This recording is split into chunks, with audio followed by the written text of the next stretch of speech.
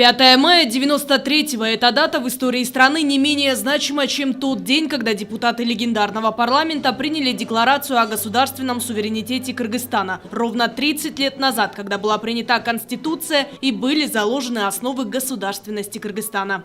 Конечно, мы старались основу нашей Конституции заложить такие понятия, как суверенитет, независимость и самостоятельности нашего государства. Поэтому были какие-то недостатки в этом, но в основном Конституция была принята.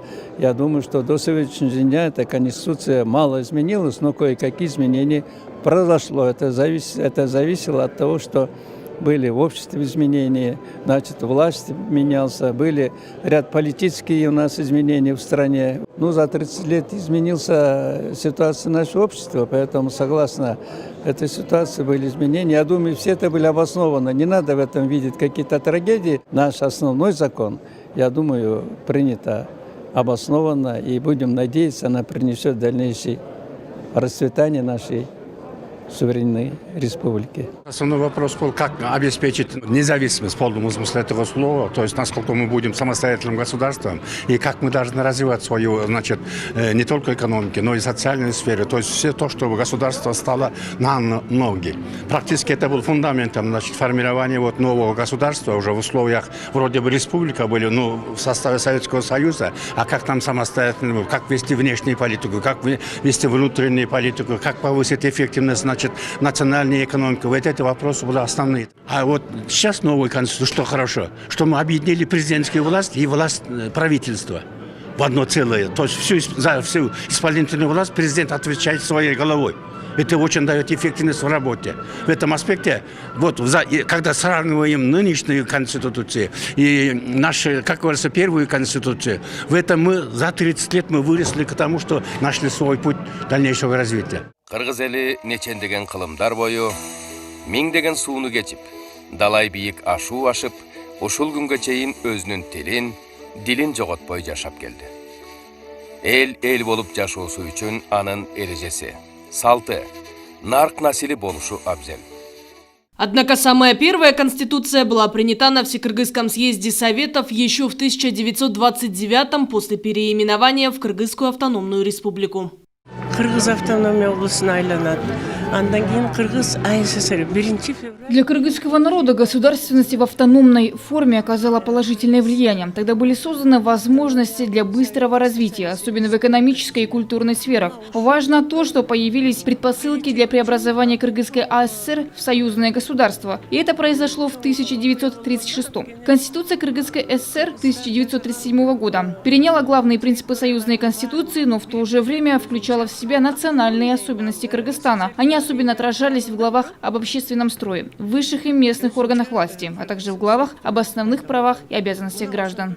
Конституция закрепила правовые основы современной кыргызской государственности, провозгласив высшими ценностями государства человека, его жизнь, права и свободы. Закреплены в документе и принципы суверенитета, народовластия, территориальной целостности страны, верховенства права и демократии. Абдыкерим Сыдыков, Жусуп Абдрахманов, Иманалы Айдарбеков. В начале 1926 года в результате мудрой деятельности таких видных личностей, как Абдыкерим Сыдыков, Жусуп Абдрахманов, Иманалы Айдарбеков, Абдыкадыр Орозбеков, Президиум Центрального исполнительного комитета РСФСР вынес решение о переименовании Кыргызской автономной области в Кыргызскую автономную республику. После этого была сформирована комиссия по созданию Конституции новой республики, которая была принята 30 апреля 1929 года на Всекыргызском съезде Советов. Это обозначило право народа самостоятельно определить свою судьбу и стало возможностью реализовать мечты о суверенном государстве. Уже потом на основе Конституции 93-го в стране началась масштабная трансформация постсоветского государства и общества. Но основной закон не давал возможности раскрыть большой потенциал. Потому с 93-го по 2016 были проведены 9 конституционных реформ. А в ноябре 2020-го было сформировано Конституционное совещание.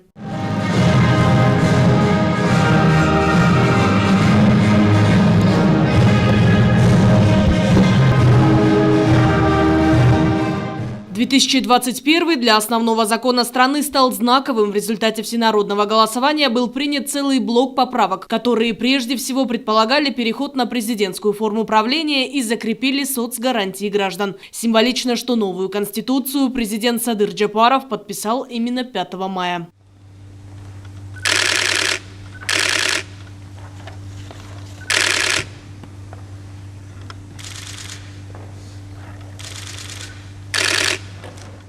Негізгі мыйзамға конституциялық реформалардың жүрішінде жаңы реалдуулуктарды чагылдырылган.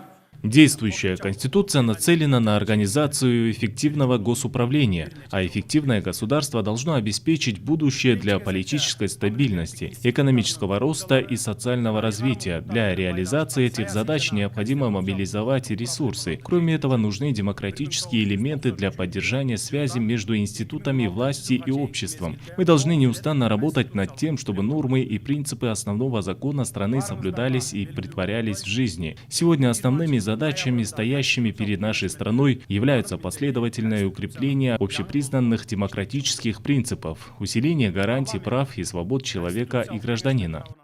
А потому главная задача сегодня – обеспечить соблюдение всеми госорганами, должностными лицами и гражданами конституционных норм и принципов. Конституция должна быть основным документом прямого действия и влияния. Все конституции сохранили стержневые, принципиальные ценности для нашего народа, для нашего государства. Это свобода и права человека. В процессе, так скажем, развития, эволюционного развития Кыргызстана происходят изменения. Возникают новые потребности в соответствии с возникающими новыми потребностями. Вот нынешняя Конституция больше ориентирована на президентскую форму управления. Ну, есть, конечно, достаточный объем полномочий и функций у парламента, у других ветвей власти.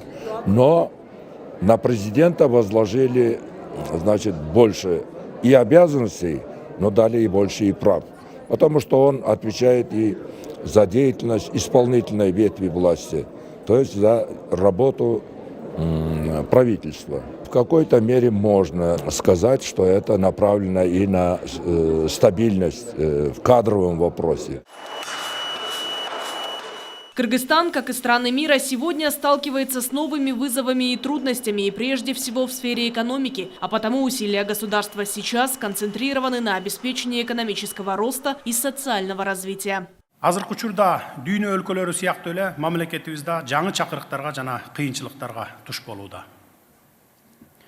Биз дүйнөлүк экономикалык кырдаалдан, жумуш орундарынын жетиштигинен, Нам необходимо продолжать усилия в области экономического развития и привлечения иностранных инвестиций. Особенно важно развивать инфраструктуру. Мы также активизируем усилия по снижению загрязнения окружающей среды и развитию возобновляемых источников энергии. Необходимо уделить серьезное внимание доступу наших граждан к качественным услугам, качественному образованию и здравоохранению, защите прав уязвимых слоев населения. Дебюрократизация должна коснуться всех сторон жизни общества. Конституция обязывает нас защищать права наших граждан и обеспечивать их равенство перед законом. Мы должны стремиться к обеспечению гражданских свобод и прав всех наших граждан, включая женщин, детей и инвалидов.